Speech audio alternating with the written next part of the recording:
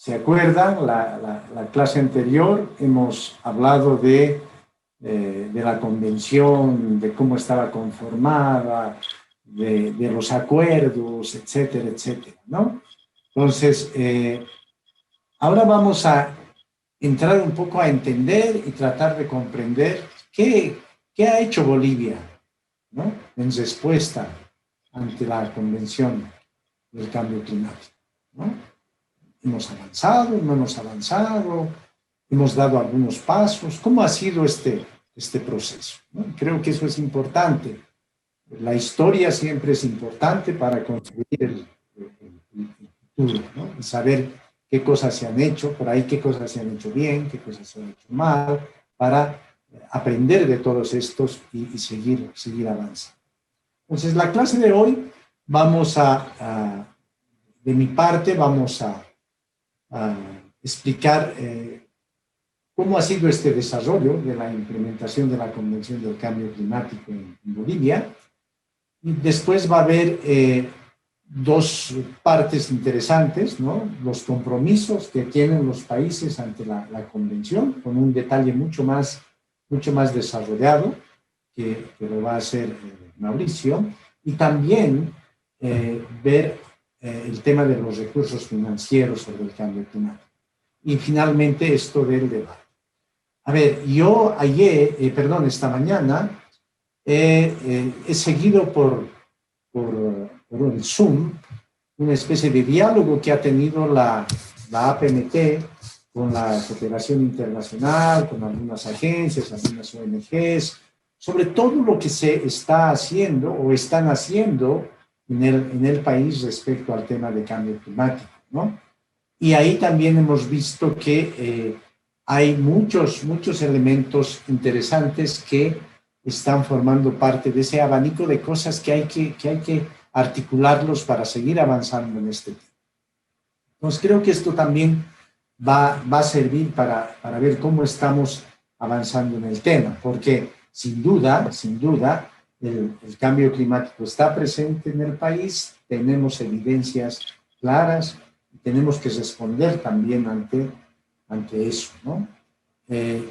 Entonces, yo me he tomado un poco la libertad de analizar lo que ha estado pasando en el país en cuanto a la convención. Y me he tomado también la libertad de establecer que se han dado 4 momentos en esta historia, digamos, ¿no? Una, yo diría, el génesis, la etapa del génesis, donde cómo ha empezado el tema del cambio climático en el país, ¿no? Cómo así se ha dado, qué cosas se han empezado a hacer. Después hay un segundo momento que yo lo he denominado el ciclo técnico científico, donde se ha aprendido un poco más desde el punto de vista científico sobre lo que implica el cambio climático, porque en el país no había información y había que construir información respecto de este tema y hay que seguir construyendo. Después hemos ingresado a un ciclo político sumamente interesante, ¿no? De posicionamiento político, como vamos a ver, y ahora creo que estamos en un proceso de transición que lo he denominado el ciclo proyectivo, ¿no? Proyectivo porque hay una proyección, pero hay una proyección con proyectos. Eso es lo más interesante, ¿no? Con acciones que creo que hay que profundizar. Pero veremos. Este primer momento de la génesis era cuando en Bolivia se decía, bueno, hay que empezar a incorporar el tema de cambio climático, pero nadie sabía qué era el tema del cambio climático, ¿no? Y eso implicaba entender la convención. Así como ahora estamos tratando de entender cómo funciona todo esto, ha habido un momento de poder entender qué buscaba la convención, ¿no? Cuáles eran sus objetivos y todos estos principios que habíamos hablado. Y quiero ser sincero, ¿no? A mí me tocó empezar con esto y les comento que en la Cancillería no tenían idea de esta convención, ¿no? Pero sí en el Ministerio, en la Subsecretaría de Medio Ambiente, donde se empezó a manejar este tema. Entonces, ahí había que empezar a desarrollar y entender qué eran los gases de efecto invernadero, el cambio climático, el tema de la mitigación y esos nuevos conceptos, ¿no?, de la vulnerabilidad climática y la adaptación climática. Entonces, hubo un momento en que había que reflexionar sobre todo esto y si en el país realmente se trabajaba, y la verdad que no se conocía, ninguna institución conocía, ni siquiera las universidades conocían sobre. Entonces, de ahí surgieron la necesidad de hacer los primeros estudios nacionales, ¿no? Y esto es importante, estos primeros estudios nacionales surgieron a raíz de los primeros recursos que uno se podía conseguir, que había que negociar con estos recursos de las comunicaciones nacionales. Y eso sirvió para que se hagan los primeros inventarios de emisiones de gases de efecto invernadero, ¿no? Ahí se construyeron esos primeros inventarios, se buscó la información, etcétera. Lo mismo fue trabajar con entender más que todo los primeros escenarios climáticos y cómo estos se vinculaban con el análisis de vulnerabilidad, algunos modelos sectoriales, su aplicación de algunos modelos sectoriales que nos decían, bueno, estos se pueden aplicar para el área de la agricultura, o esto para el área de energía, o estos modelos para el área de agua. Entonces, se hicieron correr algunos modelos con escenarios climáticos y salieron los primeros resultados de posibles impactos, y a partir de ahí se empezaron a desarrollar las primeras medidas o pensar en las primeras medidas de adaptación al cambio climático, pero que eran más intuitivas porque era el comienzo. También sirvió para construir la Estrategia Nacional de Implementación de la Convención. Esto fue interesante porque se dijo, bueno, es importante tener una estrategia, ¿no?, de cómo vamos en el país a implementar la Convención del Cambio Climático.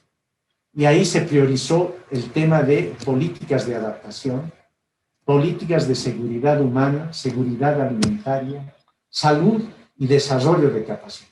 Si se fijan acá, ya esta primera estrategia de implementación de la Convención priorizaba la adaptación, ¿sí? Porque era lógico, nosotros, un país que no emitimos emisiones en gran cantidad, teníamos que preocuparnos de los efectos, de cómo enfrentarnos al cambio climático. Entonces, esta estrategia buscaba eso, ¿no? Y también se desarrolló un documento que eran las bases generales para la aplicación de la Estrategia Nacional de Implementación. Fruto de todos esos primeros estudios, primeras interpretaciones, etcétera, etcétera, se construye la primera comunicación nacional, que es más o menos por el año 2000, ¿no? El año 2000.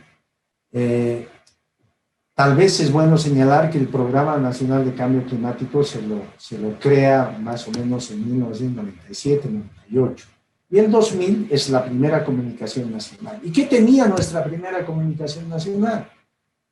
Una evaluación de nuestras circunstancias nacionales, de nuestro contexto. Teníamos también los primeros estudios de vulnerabilidad, incluimos estos primeros estudios que habíamos hecho y nos concentramos en temas de recursos hídricos, agricultura, ganadería y bosque. Y planteamos fuertemente la necesidad de fortalecer capacidades que necesitábamos para seguir avanzando. Eso fue, digamos, el primer ejercicio en esto de la génesis del cambio climático en Bolivia, ¿no? Es de esa manera se empezó a implementar la Convención del Cambio Climático. El segundo momento fue donde dijimos, bueno, nos está faltando más información técnica, más información científica.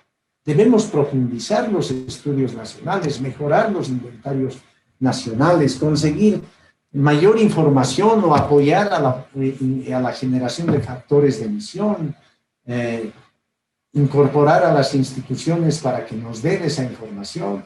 Y es así que se trabaja en mayor información, como por ejemplo mejorar los inventarios y relacionar esto con la mitigación. En ese momento surge también el mecanismo de desarrollo limpio, ¿no? Y Y claro, nosotros pensamos que se podía sacar alguna ventaja de eso y se crea la Oficina de Desarrollo del INCE para ver si se podían generar algunos proyectos. Después se hacen estudios, por ejemplo, de un diagnóstico de redes de observación climática, de observación sistemática en realidad, que no teníamos en el país, ¿no? O sea, teníamos Cenami, pero no sabíamos qué teníamos en Cenami, ¿no? Y Cenami era como un satélite alejado de todo lo que era el tema de cambio climático y lo incorporamos. Y también aquí sí se empezó con el primer estudio serio del cambio climático en Bolivia, con los impactos y la adaptación, ¿no? Y llegó unos recursos de apoyo de la cooperación holandesa. Y ahí se decidió que era importante un plan quinquenal, 5 años para desarrollar una serie de actividades, pero 5 años con trabajos establecidos por nosotros, ¿no? No impuestos por la cooperación internacional. Ahí a la cooperación le dijimos, señores, ustedes quieren apoyar, ustedes tienen que apoyar además porque la convención así lo señala, lo hemos explicado en la clase anterior, y es por eso que planificamos un plan quinquenal, ¿no? Y este plan quinquenal tenía varias patas, ¿no? Dijimos, vamos a trabajar en el fortalecimiento de la investigación, en temas de seguridad humana, alimentaria y salud.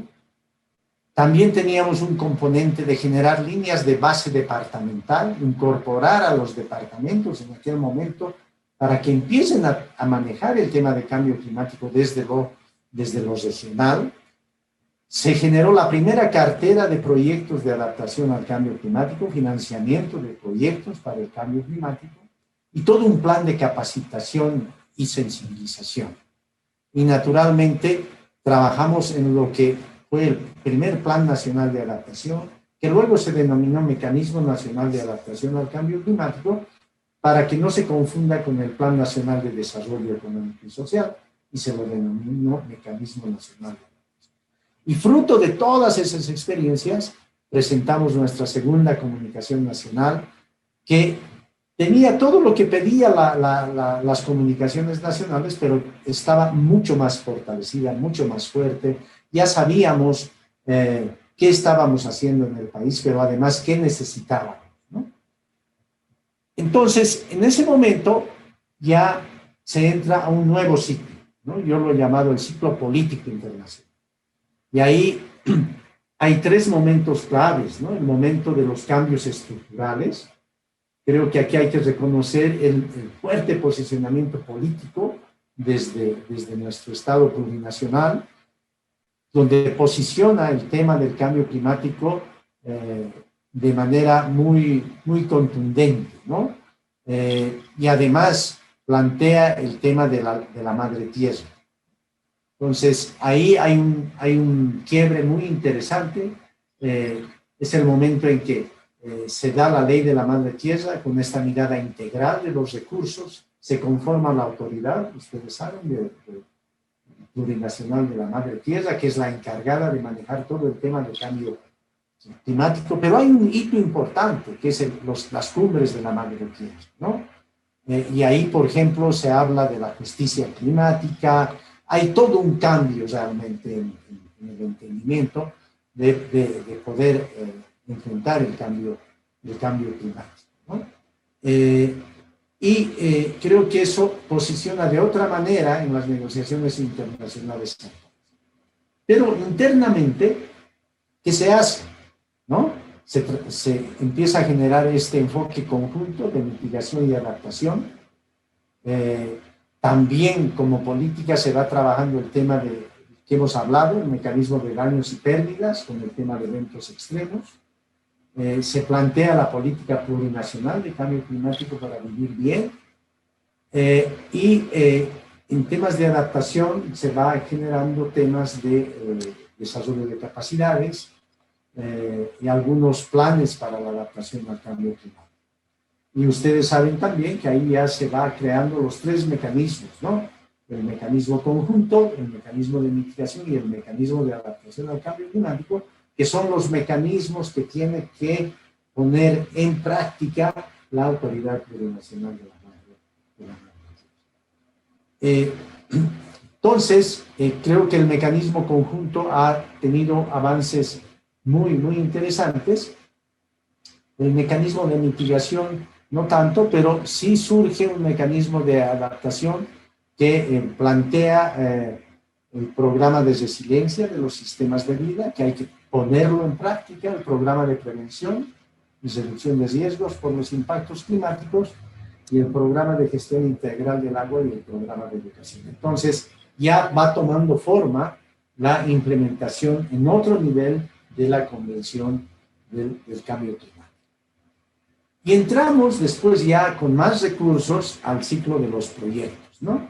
Y si ustedes ven acá, que hay una serie de programas que vienen con el, no digo apoyo, sino con el financiamiento internacional, pero que paga el Estado, ¿no? Financiamiento que hace el Estado plurinacional, y ahí hay muchos programas que ya incorporan el tema de, especialmente de la adaptación al cambio climático, como el Plan Nacional de Cuencas, el PPCR, que es el Programa Piloto de Resiliencia Climática, el programa Cosechando Vida, Sembrando Luz, hay programas de eficiencia, de uso eficiente del agua y adaptación al cambio climático para vivir bien.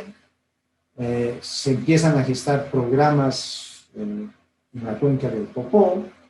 El programa Mis Riego también recibe recursos para incorporar el tema de cambio climático. Está ahí el programa de la cuenca Catari, del río Rocha también. Y hoy en día hay nuevos programas respecto a el tema de cambio climático y resiliencia con relación a los recursos hídricos en el país, ¿no? Tengo entendido que también hay un programa de resiliencia referido al lago Titicaca, ¿no? Y hay un proyecto también en el altiplano, ¿no?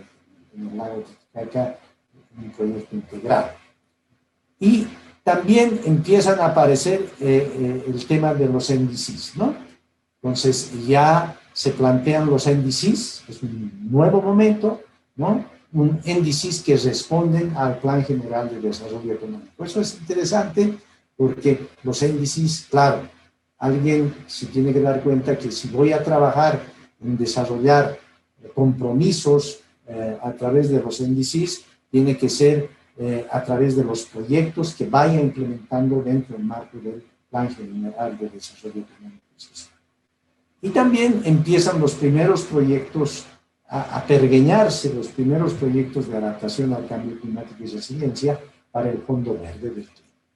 Entonces, el ciclo proyectivo también tiene un nuevo elemento, ¿no? Que sigue avanzando con los programas del mecanismo conjunto de mitigación y adaptación. Esto ya más en la mirada de la mitigación, algunas políticas de energías alternativas, el plan eléctrico del Estado plurinacional también, todo lo que habíamos hablado sobre energías alternativas, ¿no?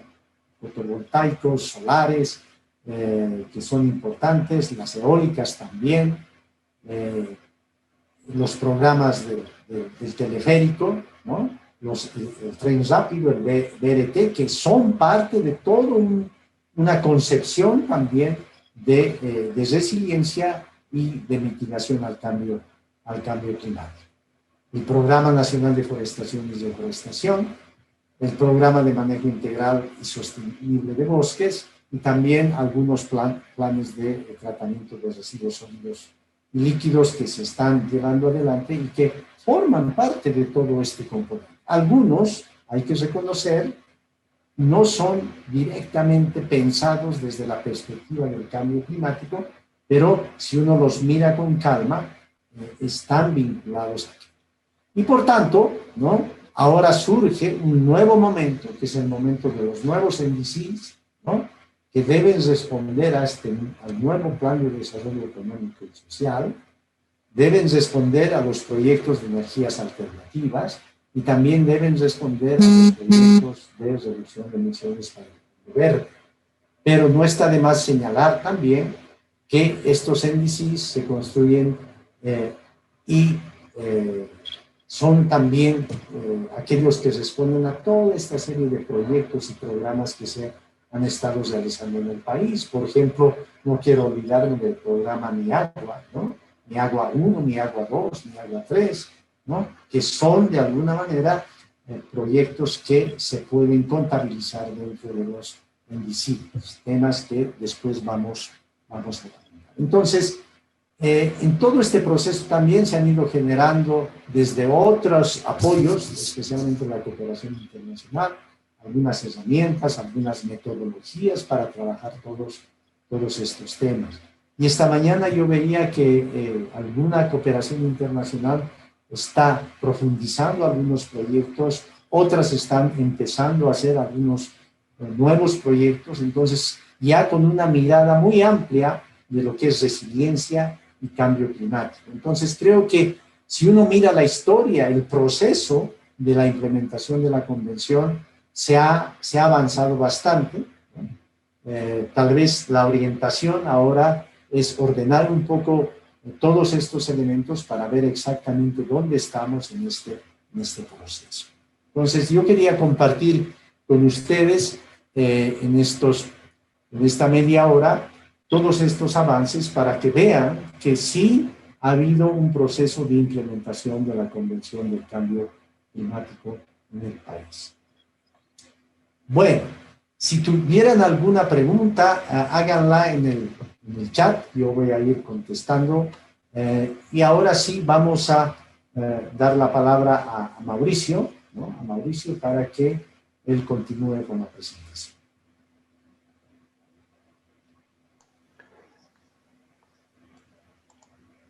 Gracias, Oscar, por la presentación. Realmente hemos aprendido todos sobre el proceso de implementación de la convención.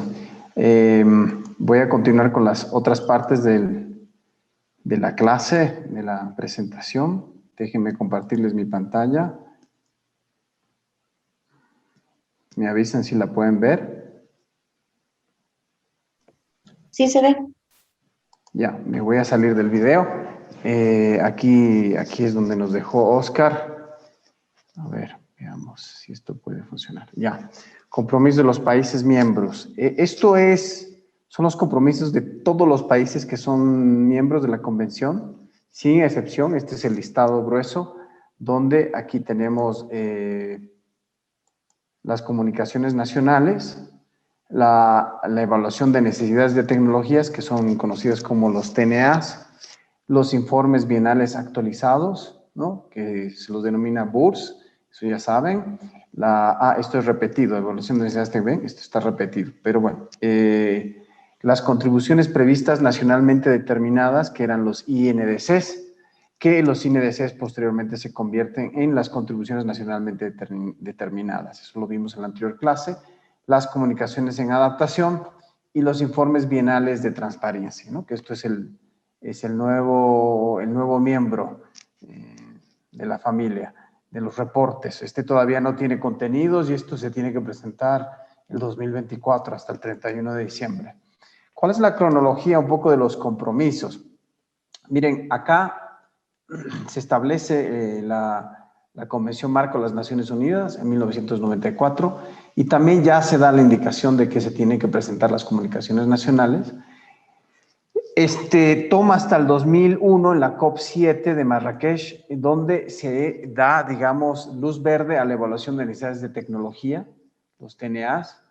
En la COP8 de Nueva Delhi, en el año 2002, se definen las directrices de las comunicaciones nacionales. Esto ya es para el segundo round de comunicaciones nacionales. El año 2011, en la COP17 de Durban, que es lo que hemos visto en la anterior clase, hay dos aspectos muy importantes. Uno es, si el informe bienal, se aprueban los informes bienales actualizados, los BURS y el contenido de los mismos, y los planes nacionales de adaptación y también los países en desarrollo, que no son menos desarrollados, también se da la alternativa de trabajar las estrategias nacionales de adaptación, que eso también lo voy a hablar más adelante, ¿no? En la COP20 del año 2014, en Lima, Es una COP muy importante porque ahí se definen las comunicaciones en adaptación y se empieza a discutir sobre los contenidos de la misma. También se define por primera vez el Plan de Acción de Género y Cambio Climático, donde todos los países tienen el mandato de desarrollar un plan de acción de género y cambio climático, que tendría que haber sido presentado hasta el 2019. Y también se definen las contribuciones previstas nacionalmente determinadas, los INDCs, como un prerequisito para el acuerdo global. Inicialmente se esperaba que el proceso de negociación terminara hasta el 2020, pero en realidad, gracias al empuje de Obama y de la Unión Europea, logran cerrarlo en París, ¿no? Entonces, en la COP21 de París, en el año 2015, se aprueba el Acuerdo de París, pero también se acuerda los informes bienales en transparencia y las contribuciones nacionalmente determinadas. Entonces, aquí empieza justamente ya, entramos del 2015 al 2020, le llamamos como la fase cero de la implementación del Acuerdo de París, y donde los INDCs se convierten en NDCs, y muchos de los países presentan el 2015 o hasta el 2016 de manera formal sus NDCs, ¿no? Entonces se da un tiempo de experimentación o de implementación piloto, si quieren entenderlo así. Luego, el 2016 entra en vigor el Acuerdo de París, consecuentemente los NDCs también empiezan a ser operativos, y se define que hasta el 2020 va a ser una fase de pilotaje. Esto pasa en la COP22 de Marrakech. En la COP24 de Katowice, en Polonia, que fue el 2018, ahí se define el libro de reglas del Acuerdo de París. O sea, acá definimos el Acuerdo de París y aquí se define el famoso libro de reglas que determina cómo va a operarse todos los acápites, los capítulos más importantes aprobados en París. Todo lo que es mitigación, transferencia de tecnología, adaptación, todo esto se termina de cerrar, menos un puntito de mitigación, que es justamente el tema de los mercados de carbón. Ese es el único tema que no se ha cerrado del libro de reglas de Acuerdo de París. Después, el resto está cerrado. Bueno, el 2020 teníamos, justamente tendría que haber ocurrido la COP en Estocolmo, pero esta COP no se produjo por el COVID. Entonces el periodo de implementación, el mandato era que las partes debían presentar su segunda NDC o su NDC modificado en base un poco a lo que se definió en Katowice, ¿no? En Katowice se define también incrementar el nivel de ambición de las contribuciones nacionales determinadas, los NDCs. Y eso tendrían que las partes, los países, presentarlo el año 2020.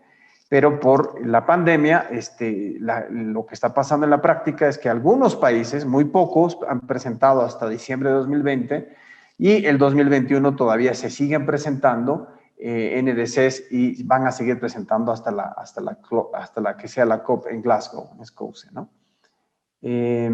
Bueno, esa es más o menos la cronología de los compromisos de todos los que tienen que presentar. Ahora voy a hablarles un poco sobre algo que de alguna forma he dado en diferentes lecciones o diferentes clases o seminarios, y he tratado de resumir los elementos claves. Por ejemplo, las comunicaciones nacionales están conformadas por un capítulo de introducción, circunstancias nacionales y arreglos institucionales, un inventario nacional de gases de efecto invernadero, programas que comprendan medidas para facilitar la adecuada adaptación al cambio climático, también programas que comprendan medidas para mitigar el cambio climático, y otra información que se considere pertinente para el logro del objetivo de la Convención Marco de las Naciones Unidas sobre Cambio Climático. ¿Cuáles son estos? Transferencia de tecnología, investigación y observación sistemática, educación, formación y sensibilización de la opinión pública, fomento de la capacidad, que esto es desarrollo de capacidades y fortalecimiento de capacidades, información y trabajo en redes, por ejemplo, programas regionales, participación en redes regionales o globales, etcétera, etcétera, ¿no?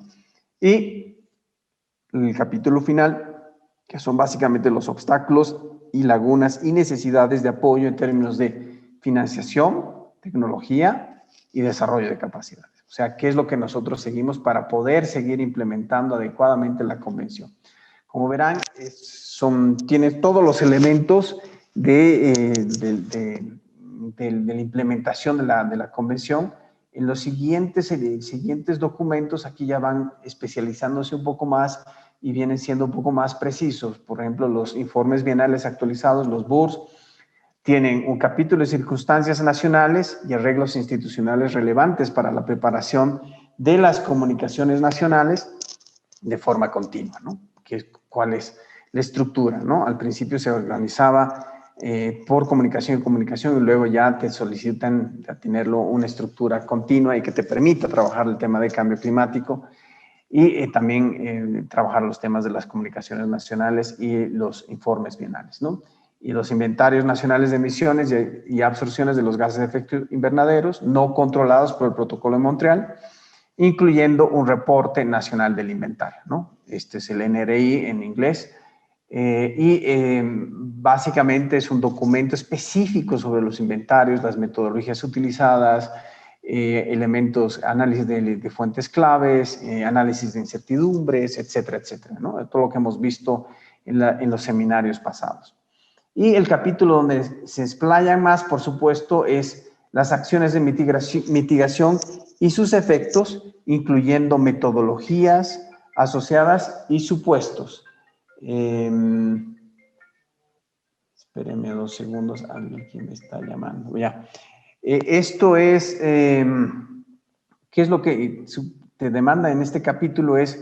Ya es un poco más específico, nombre y descripción de la acción de mitigación, incluyendo información de la naturaleza de la acción, la cobertura, por ejemplo, qué sectores, qué gases, cuáles son las metas cuantitativas que tiene la acción o la medida y los indicadores de progreso, cómo se va a evaluar. Entonces los países empiezan a presentar fichas técnicas de proyectos o programas. Luego tenemos el tema de las metodologías y supuestos, cómo has calculado, digamos, tus emisiones, cuáles son los supuestos de crecimiento económico del sector, etcétera, etcétera, etcétera, ¿no? Cuáles son los supuestos para la implementación de estas medidas, si necesitas financiamiento, si necesitas tecnología, etcétera. Objetivos de la acción y medidas adoptadas o previstas para alcanzar la acción, ¿no? En este caso, ¿cuál es tu cronograma? ¿Cuál es tu hoja de ruta para implementar estas medidas y cómo estas se van a volver en acciones, en hechos, ¿no? Es parte del plan de energías, es parte del programa de eficiencia energética, del programa de apoyo, por decir un ejemplo, de la cooperación japonesa, no sé, o país, digamos, ¿no? Progresos en la implementación de las acciones de mitigación y de los resultados alcanzados. Resultados estimados, métricas dependiendo del tipo de acción. Hasta aquí ya estamos hablando de si la acción ya fue iniciada, cuál es el nivel de implementación, cuánto es el nivel de emisiones que se ha reducido, cuánto más son las rectificaciones en base a la línea base, por ejemplo. Ese tipo de cosas tienes que explicarlas acá. Y los mecanismos internacionales de mercado, porque, por ejemplo, muchas de las acciones tienen una orientación de compensar reducciones de emisiones, digamos. Si esto fue pagado por Japón o empresas del sector privado japonés, entonces ellos van a querer llevarse, digamos, no sé si el 100%, pero un buen porcentaje de las reducciones, de las emisiones reducidas a través de estas acciones, ¿no? Entonces ahí uno tiene que especificar de la lista de todas medidas y acciones que se presentan, cuáles van para el mercado internacional o sí qué porcentaje de cada acción. Por ejemplo, eso fue una discusión muy larga y es todavía con las NAMAs, es si la NAMA es apoyada o la NAMA es condicional o no condicional. Entonces, si es no condicional, son con recursos del país. Eso significa que del 100% de reducciones con recursos del país se alcanzó un 40% o un 60% o un 50% de reducciones. Entonces, eso entra dentro de la contabilidad del país y de los esfuerzos país, y el resto, digamos, sí va, digamos, a mecanismos internacionales de mercado, ¿no? Comercio de emisiones, etcétera, ¿no? Y, por supuesto, el componente que ya nos imponen un poco a los países en desarrollo, que son las medidas domésticas de reporte y verificación. Pues en este momento, ¿cómo se hace el reporte y la verificación de estas emisiones? Por lo menos la verificación va muy de la mano para todas aquellas reducciones de emisiones que están vinculadas a mecanismos internacionales de mercado, ¿no? La verificación no va para las reducciones de emisiones que se realizan con esfuerzos propios. Solamente hay reporte, nada más, ojo, ¿ah? Después tenemos también limitaciones y carencias relacionadas a las necesidades financieras, técnicas y de capacidades, ¿no? Incluyendo una descripción del apoyo requerido y recibido. Esto del recibido siempre al principio fue muy sugerido, pero no era así como mandatorio. Y de hecho, si ustedes revisan los BURS, no todos los países cumplen, digamos, con el apoyo recibido. Algunos sí son muy específicos dentro de algunas medidas y acciones específicas que ellos plantean. Pero la mayoría sí ha hecho énfasis en una descripción del apoyo requerido, más que en el recibido. Ahora la tendencia es por temas de transparencia, tener un poco claridad con el apoyo recibido. Es decir, si dentro de mi programa de eficiencia energética yo tenía, o dentro de mi plan de eficiencia energética yo tenía un programa, por decir, de focos ahorradores o alumbrado público, y cambio de focos en el alumbrado público, entonces una parte, y esto fue, digamos, recibió, digamos, financiamiento de Alemania o de Suiza o de Suecia, cualquiera de estos países, entonces sí hay que indicarlo. Cualquier otra información que la parte, en este caso, no anexo 1, que es un país en desarrollo, considere relevante para alcanzar el objetivo de la convención y apropiado para su inclusión en el BUR, ¿no? Por ejemplo, aquí hay muchas cosas que se llaman para reconocimiento, como esfuerzos propios, políticas, etcétera, ¿no? Y el anexo técnico, que es opcional si quieres presentar algunos datos sobre estimaciones, reducciones, financiamiento, montos, desarrollo de capacidades, etcétera, lo que el país considere como importante y relevante. Después tenemos los planes nacionales de adaptación, pero antes de entrar a esto me gustaría un poco hacer una reflexión rápida, porque si ustedes ven, en las comunicaciones nacionales solamente teníamos programas que comprendan medidas para mitigar el cambio climático. En cambio, en los informes bienales actualizados, los BURS, ya hay una demanda de información y precisión en la información mucho mayor.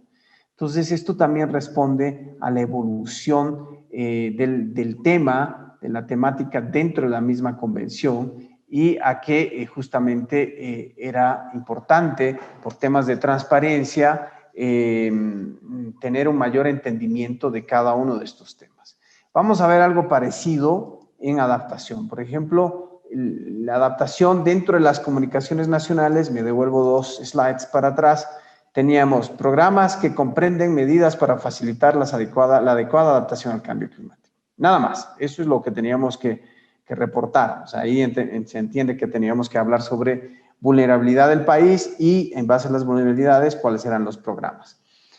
Los elementos claves de los planes nacionales de adaptación, básicamente tiene una introducción sobre la situación del país y los elementos de los planes de adaptación son establecimiento de las bases y determinación de las carencias existentes.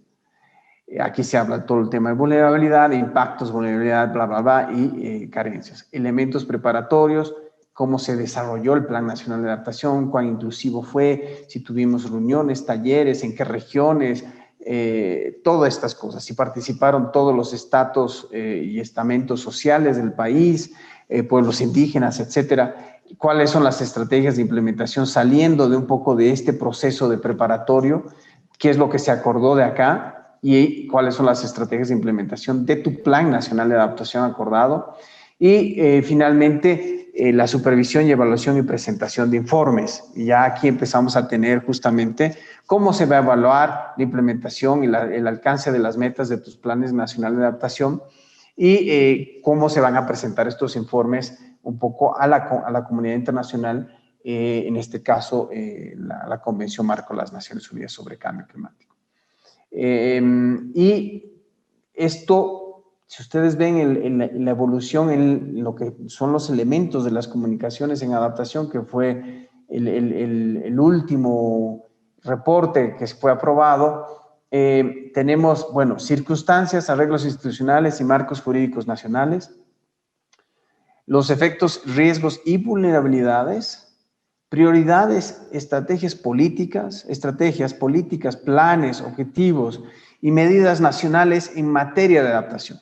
O sea, aquí ya hay mucho más de nivel de desarrollo y hay que profundizar mucho más, y es para básicamente responder cómo adaptación está metido, es un elemento transversal en todo lo que son el tema de políticas y planes, estrategias y objetivos país, ¿no?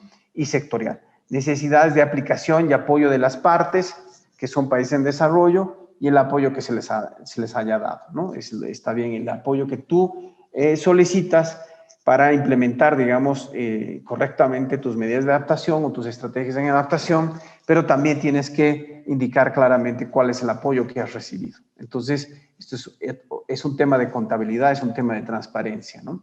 La aplicación de medidas y planes de adaptación, cómo se han aplicado y cuáles son tus planes de adaptación, si ya tienes planes, por decir, regionales, nacionales o sectoriales o incluso municipales, ¿no?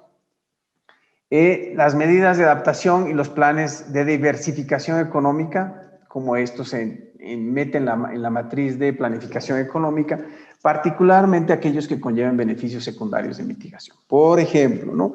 Es decir, yo tengo, por ejemplo, el programa de mi riego. El programa de mi riego normalmente se lo visualiza como un programa de acceso al agua, al recurso hídrico y de proveer agua a regiones o zonas que probablemente no podrían tener, digamos, una producción agropecuaria si no tuviesen este tipo de acceso al agua a través de un programa de mi riego. Pero también, por ejemplo, un beneficio secundario es cómo se hace el bombeo. Y es una de las cosas que siempre pregunto a los técnicos, y bueno, el bombeo no está muy claro, se lo hace de diferentes formas dependiendo de dónde está en cada una de las regiones, pero por ejemplo, una de las cosas que se está utilizando mucho es, en vez de tener un programa de bombeo vinculado a la electricidad o a bombas a diésel, lo que tú haces, o motores a diésel, lo que tú haces es tener, digamos, paneles solares para hacer el bombeo, ¿no? Entonces aquí tienes un beneficio secundario muy claro que es de mitigación, ¿no? El modo en que las medidas de adaptación contribuyen a otros marcos y convenciones internacionales. De esto Oscar ha hablado sobre un poco el tema de la gestión de riesgos, desastres y riesgos. Ahí, por ejemplo, hay uno de los temas importantes. También tenemos todo lo que es Kigali para ver, digamos, el protocolo de Montreal y bla, bla, bla, y todo lo que son los gases refrigerantes que apoyan, digamos, la reducción del agujero de la capa de ozono. Y así sucesivamente. También en desertificación tenemos otros, y en biodiversidad seguro hay una lista bastante importante, sobre todo en medidas que conllevan y contribuyen a otras convenciones y marcos internacionales. Medidas de adaptación con perspectiva de género, esto es respondiendo un poco a lo que fue el llamado a la acción de Lima, donde se define el plan de acción de género y cambio climático. Los conocimientos tradicionales, donde nosotros tenemos aquí una riqueza muy alta y que deberíamos siempre sacarla y reforzarla, digamos, en los diferentes reportes país. Los conocimientos y los sistemas de conocimientos locales relacionados con la adaptación. Creo que Oscar ha mencionado rápidamente algunos de los programas y proyectos, pero creo que hay muchísimos en Bolivia que se han basado justamente en recuperar conocimientos locales para poder adaptarnos a nivel comunitario, ¿no? Y cualquier otra información relacionada con la adaptación que el país que desarrolla la comunicación y adaptación considere relevante o importante. Entonces, como verán, el nivel de avance y de progresión también es mucho mayor, es mayor el nivel de trabajo y de especificidad que también se tienen que presentar en estas comunicaciones.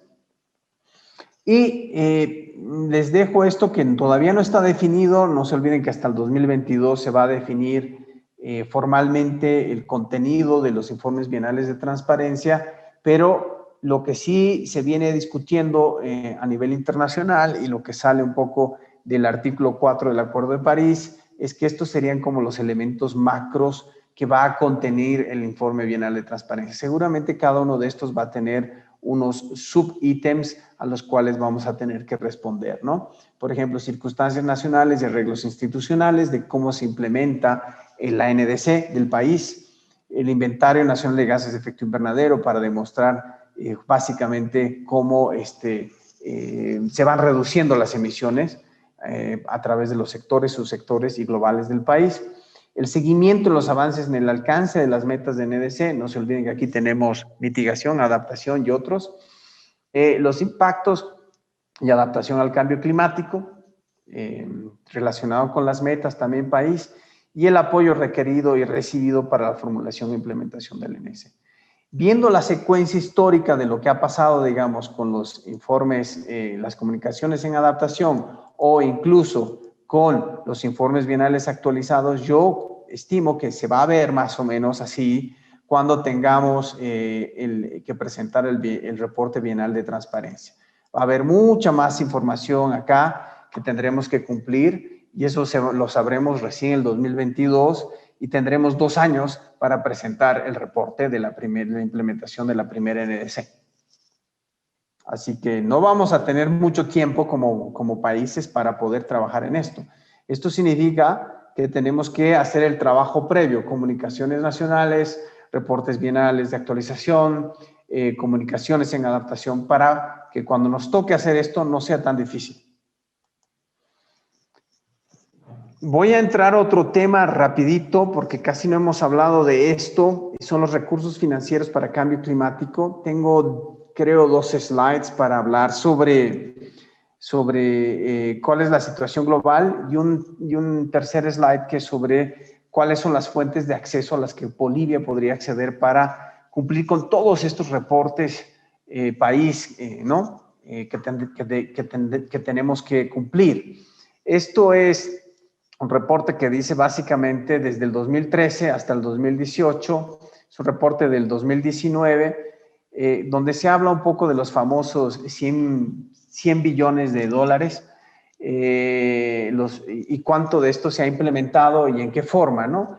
Hay que tomar siempre con pinzas estas informaciones porque depende mucho quién lo elabora, dónde está basado este think tank, ¿no? Etcétera. Pero bueno, esa es arena de otro costal. Aquí lo que sí es importante es que ha habido un incremento de 365 billones en el periodo del 2003 al 2014 a 463 en el periodo de 2015 a 2016 hasta alcanzar los 579 billones de dólares americanos en el periodo 2017-2008. Lo que es muy importante es ver cuánto de este financiamiento es público, que es lo que está aquí en azul, y cuánto es el financiamiento privado, ¿no?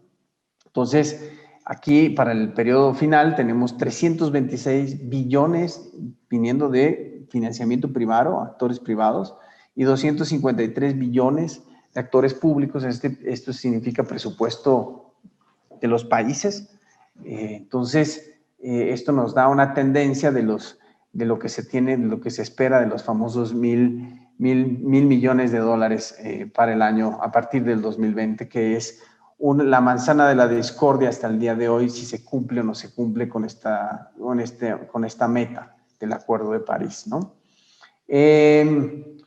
Esto es solamente para mostrarles cómo se ven los flujos financieros climáticos a nivel global, donde tenemos justamente, digamos, 37 billones proveniente de presupuesto de los gobiernos, ¿no? Y aquí es 132 billones para lo que son instituciones nacionales, 23 billones para bilateral y 57 billones para multilateral.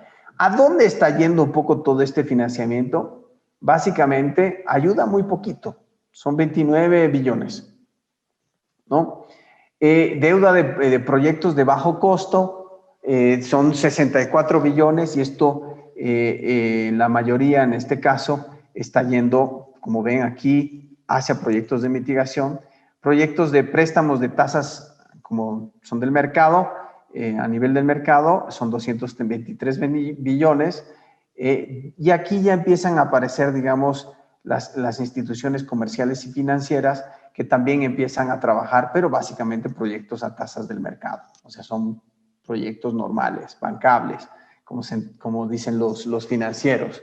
Y también tenemos los actores corporativos, que son los privados, y aquí ellos presentan proyectos, pero que que dependen mucho del equity, que le llaman, ¿no? El capital o el patrimonio, y esto son apenas 44 billones.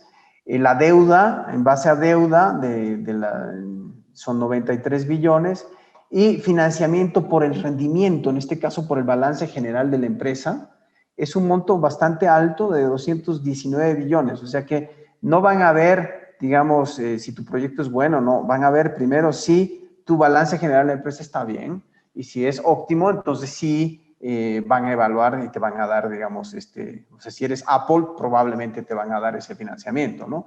Y luego tienes esto que es el capital, el equity, solamente porque es capital o patrimonio, proveniente, digamos, para empresas, digamos, más pequeñas, los households, y estos tienen un monto de 125 billones. O sea, ¿y dónde va la mayoría de esto? Como verán, la mayoría va hacia mitigación. 537 billones van a mitigación. Y una buena parte, 141, en transporte bajo en carbono o en bajas emisiones, pero el gran grueso se está yendo a la generación de energías renovables. O sea, negocios, señores, esto es business. Esto es business. Y eficiencia energética tiene 34 billones, ¿no? Beneficios duales, esto significa que cumple con mitigación y adaptación apenas 12 billones y solamente para adaptación 30 billones. Pero, como verán, el presupuesto casi de adaptación viene de presupuestos nacionales y presupuestos en este caso, bilaterales. O sea, comercialmente acá hay muy poco dinero o casi ninguno. Miren estas líneas delgadas que están por acá, que se ponen por acá, son para adaptación. ¿Y en qué? ¿A qué se dirigen estos fondos en adaptación? Manejo de desastres y riesgos, basura y agua, residuos y agua, perdón, 13 billones, industria e infraestructura 6, otros 2 billones, transversal 18 billones y uso de la tierra o cambios de uso de 21 billones. O sea, es muy pequeño todavía, incluso esto es relativamente reciente, y hay una demanda muy importante para dar la vuelta a esto y que la adaptación tenga un peso mayor en las finanzas climáticas. Hay unas iniciativas muy interesantes a nivel global que se han lanzado justamente el año pasado para tratar de revertir esta figura que tenemos acá. Entonces, esto es más o menos 579 billones de dólares de manera anual. Siempre hay que tomarlo con pinzas porque hay que revisar de dónde vienen las fuentes, si no se repiten, etcétera, etcétera. Ahora, ¿cuáles son las potenciales fuentes de financiamiento climático para el país, ¿no? Aquí tenemos el país y aquí tenemos las comunicaciones nacionales, donde tenemos dos actores importantes, el GEF, el Fondo Mundial para el Medio Ambiente, y el GCF, que es el Fondo Verde para el Clima, ¿no? Estos dos son los dos brazos implementadores del mecanismo financiero de la Convención. Entonces, siempre tienen la responsabilidad de responder a todos los mandatos de la Convención. Por lo tanto, estas van a ser nuestras fuentes primarias para responder a toda esta lista de reportes que están acá, que tenemos que cumplir como país. Después tenemos en otro grupo, en otro bloque, los fondos multilaterales que son canalizados a través del BID, la CAF, el Banco Mundial, las agencias de Naciones Unidas. Y aquí tengo un actor medio difícil de clasificar, que es la Unión Europea, que también utiliza alguno de estos para implementar. Y tenemos los fondos bilaterales como Alemania, Suiza, Japón, Suecia, Francia. Aquí podemos incluir varios otros dependiendo cuál es en el país. He puesto los que considero ahorita que están más activos en términos de cooperación bilateral, ¿no? Normalmente muchos de estos implementan a través, digamos, de Alemania, a través de la GIZ, o Suiza tiene el BETAS, que nos está pagando, digamos, la capacitación. Y así, Japón tiene el JICA, ¿no? Entonces Suecia tiene otras instancias. Pero, ¿qué es lo que podemos ver? Comunicaciones nacionales, por ejemplo, son financiadas por el GEF, hay fondos para cada uno de los ciclos de las comunicaciones nacionales, eso ya se asigna, entonces cada uno de los países tiene un monto ya reservado para el desarrollo de su segunda, su tercera, su cuarta comunicación nacional, y a medida que va avanzando, normalmente el monto también ha ido incrementándose. Luego tenemos las evaluaciones de necesidades de tecnologías, los TNAs, que también otra vez el GEF es la fuente principal para desarrollar esto. Los planes nacionales en adaptación o las estrategias nacionales en adaptación, y aquí sí es interesante porque lo podrías presentar, podrías solicitarle fondos al GEF, pero viendo la situación actual, sería mejor hacerlo ante el Fondo Verde, el GCF, porque ellos te dan montos bastante interesantes, ¿no? Tienes de montos de 1 a 3 millones de dólares para poder desarrollar esto. Frente a el GEF se ha convertido en el hermano menor del Fondo Verde porque el Fondo Verde está financiando por 10 a la X versus a lo que financia el GEF. Luego tenemos el informe bienal actualizado, los BURS, que principalmente lo podrías solicitar al GEF. Ellos son los principales, los que te dan, digamos, el dinero para hacer este informe bienal, pero también podrías recurrir a alguno de estos fondos multilaterales o a estos cooperantes, ¿no? En muchos países los BURS sí ha sido financiado con el GEF, pero además ha tenido fondos bilaterales de apoyo, ¿no? Para desarrollar algunas cosas de estos informes.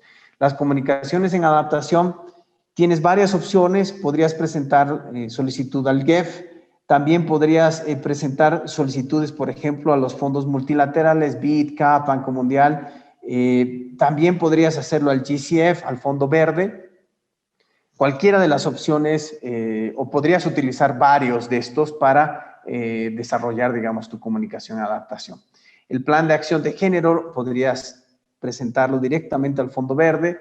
Yo no recomendaría mandarlo al GEF porque creo que no tiene recursos específicos para el plan de acción de género, pero sí los tiene el Fondo Verde. Y sí puedes presentarlo, digamos, puedes al Banco Mundial o a alguna de estas agencias de Naciones Unidas, o ONU Mujeres, por ejemplo, o podría ser Canadá. Sé que se me olvidó poner Canadá acá, pero Canadá está muy activo y ha estado dando fondos fuertes para desarrollar el plan de acción de género y cambio climático. Las contribuciones nacionales determinadas, los NDCs, ahí puedes escoger, ahí puedes presentar, puedes solicitar fondos al Fondo Verde, está dentro de su mandato, así que ellos podrías como país canalizar recursos ante el Fondo Verde. El único problema es el procedimiento y el proceso, que es un poco engorroso con el Fondo Verde y tarda. Y luego también tienes las agencias de Naciones Unidas, también tienes los otros fondos, las otras bancas de desarrollo, y también podrías pedirse a la Unión Europea o cualquiera de estos otros. O sea, todos, el NDC Partnership, por ejemplo, está aquí también, que es una instancia medio amorfa aquí, diría yo, que se ha constituido básicamente para implementar los NDCs y formular e implementar los NDCs, ¿no? Que funciona básicamente con fondo de todos estos, ¿no? Y la Unión Europea y todos estos donantes han generado este NDC Partnership, que tiene, bueno, su base entre Bonn y creo que la otra está en Washington, sí. Entonces, luego tenemos los informes bienales de transparencia, que a estos tienen el mandato tanto de darte, digamos, los fondos multilaterales. También podrías pedirles vas a poder pedirle fondos al GEF, vas a poder pedirle a cada uno de los países a través de la cooperación bilateral, es todavía, cuanto más abajo vas, tienes mayor acceso a diferentes tipos de financiamiento. Entonces, con esto quiero un poco cerrar la posibilidad de que vean de que realmente se puede hacer un mix de financiamientos para cumplir con los compromisos. De hecho, muchos países lo hacen así, recurren inicialmente con fondos GEF y a esto se suman, digamos, fondos bilaterales de acuerdos, de convenios de cooperación bilateral y también, digamos, se suman, digamos, otro tipo de iniciativas a través de fondos multilaterales, ¿no? Entonces, financiamiento hay, solo hay que saber moverse y tocar las puertas. Creo que con esto dejo, si hay preguntas, tal vez sería el momento ahora, antes de entrar a las preguntas para el debate en plenaria. Mauricio, si me permites, Mauricio. Sí, claro. ¿Puedes volver a la página anterior? Sí. Voy a complementar algo que es muy importante, ¿no? Miren, los recursos, por ejemplo, para comunicaciones nacionales, se los puede solicitar al GEF. Mauricio, ¿puedes poner la transparencia?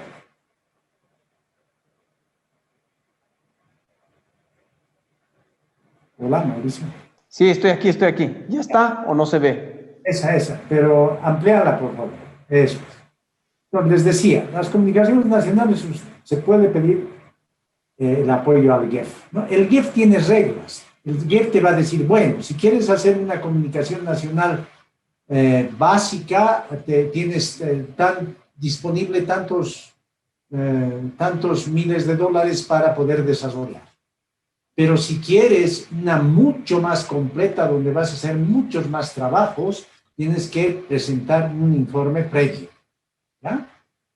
A lo que yo me voy, ¿no? Muchas veces creemos que porque hemos estado haciendo las comunicaciones nacionales a través de alguna de las agencias de Naciones Unidas, ¿no? Dependemos de la agencia de las Naciones Unidas para hacer esa comunicación.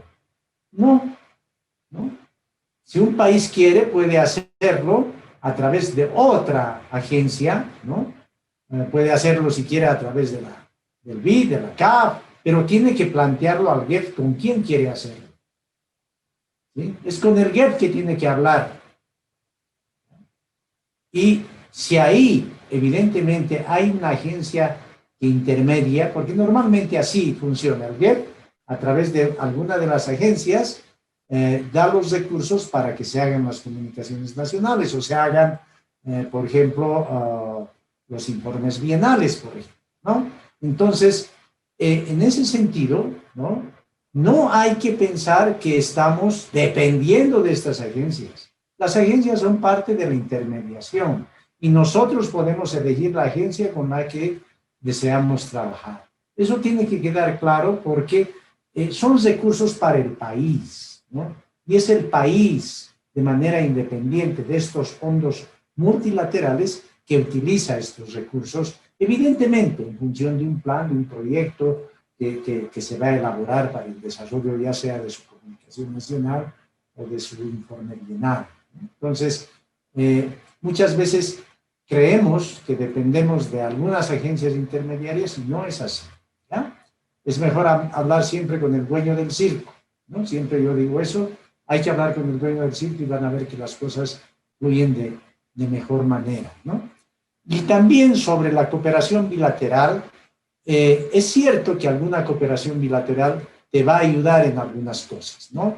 Pero es mucho mejor si a esta cooperación bilateral le dices, bueno, mira, yo tengo recursos para hacer esto, me gustaría que me apoyes en esto, ¿no? Además, con el apoyo del GEF o del Fondo Verde, estoy haciendo esto y necesito este apoyo adicional. Entonces, ahí vienen muy bien los apoyos complementarios desde la cooperación bilateral.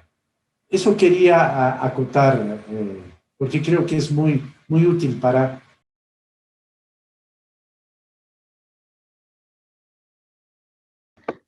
Oscar, se cerró la última parte de tu micrófono.